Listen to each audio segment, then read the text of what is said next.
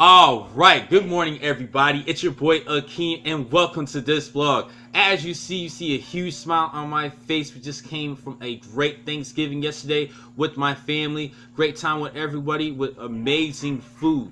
Now, we are on week 13 of the 2017 college football season.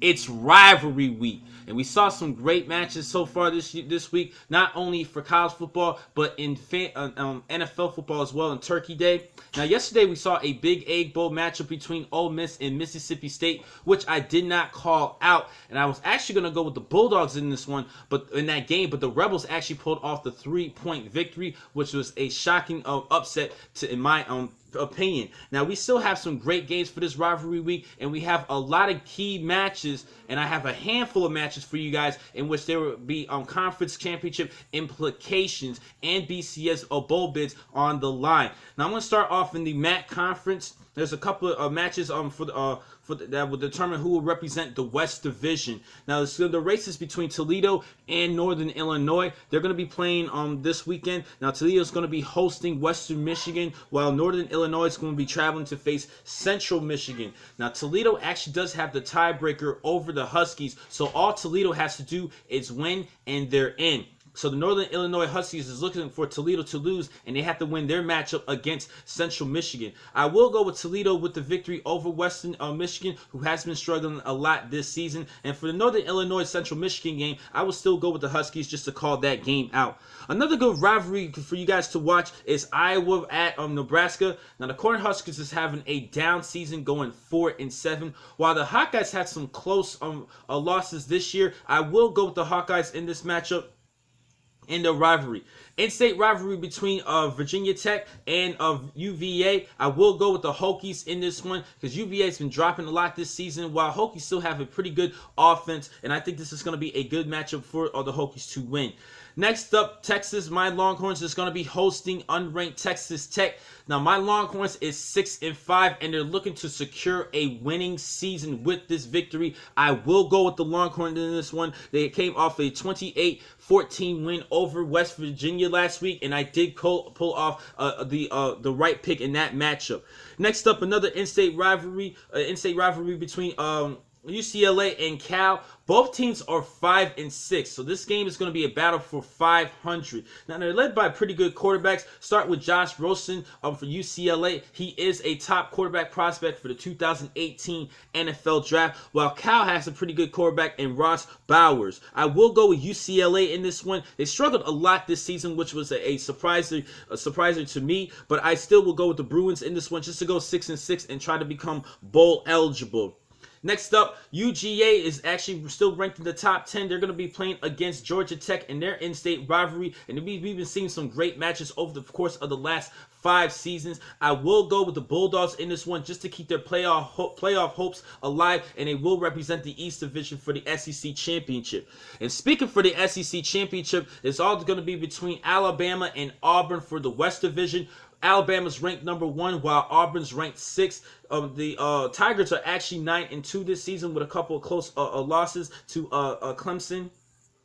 And a couple they actually rebounded for the past couple of weeks. They had another loss to LSU in this season as well. So this was some close losses in this one. So that's why they're still in the top 10. Now, they can pull off the upset this week over the Crimson Tide because they pulled the upset against UGA a couple weeks ago. But I will go with the Bama Crimson Tide in this matchup. They just have way too much offensive weapons. They have a lot of speed, a lot of strength. Auburn's going to look to try to keep containment of the ground attack of Alabama, but I think Alabama's too much, and we cannot forget about Calvin Ridley. He is an amazing receiver, and he's actually the number 1 wide receiver according to many draft boards for the 2018 NFL Draft. I will go with Roll Tide in this one.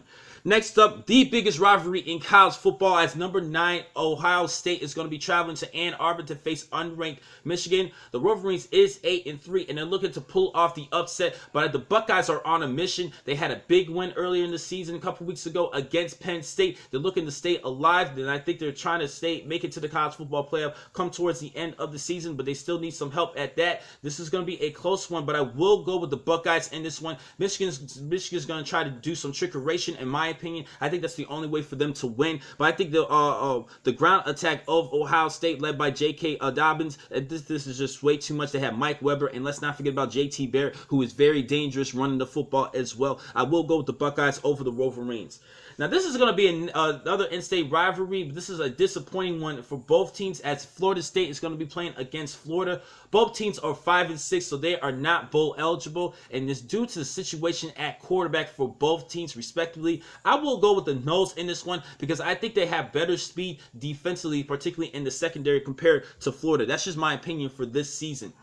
Another in-state rivalry is between Kentucky and Louisville. Both these teams are actually have at least 7+ win seasons so far in the year, and I think this is going to be a great matchup for you guys to watch. Kentucky's been a good surprising team this season in the SEC, trying to wreak havoc. They're not going to make it to the championship matchup, but they did have some close matches this season. I will stick with Louisville in this one because of their star quarterback and Lamar Jackson, not only running the football, as we know he's spectacular, but he still has a pretty good arm in throwing the football in the college level. I will go with Louisville in that matchup. Another in-state rivalry between Indiana against Purdue. Purdue Boilermakers, we pretty much know what to expect from Purdue. Indiana is 5-6. Both teams are 5-6, but Indiana actually has the better team, in my opinion. I will go with the Hoosiers over the Boilermakers.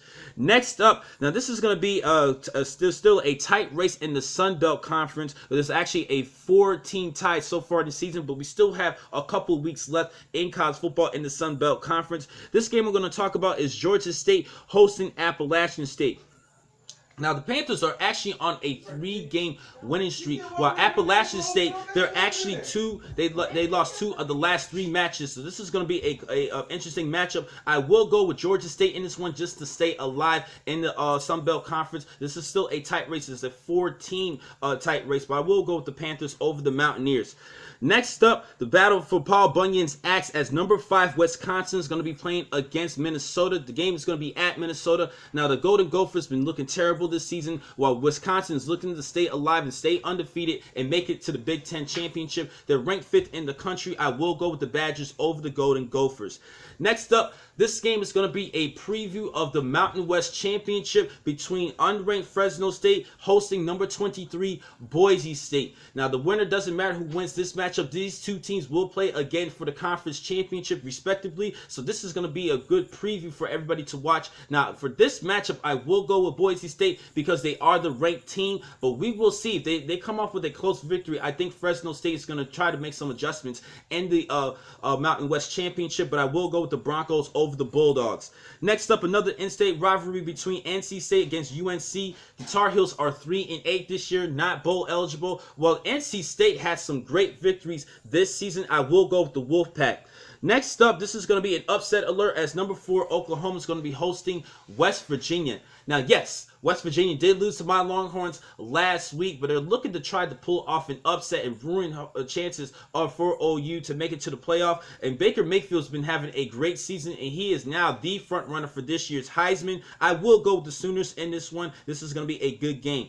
Next up, another in-state rivalry between Arizona State hosting Arizona. I will go with the Wildcats in this matchup because they have better losses as far as closer losses, while Arizona State's been giving up more points this season compared to Arizona. I will go with the Wildcats over the Sun Devils. Another in-state rivalry between Tennessee hosting Vanderbilt. Both teams have not won an SEC game yet, so this is going to be a big game for both these two teams to try to get their first SEC victory. Vanderbilt has some close matches, but I think they played hard against Florida earlier in the season. I'm still going to go with the Volunteers in this one because they do have the home field advantage. Next up, a great rivalry in South Carolina as the Gamecocks is going to be hosting number 3 Clemson. Clemson is looking to stay alive in the playoff as well, and they will make it to the ACC Championship to face number 2 Miami.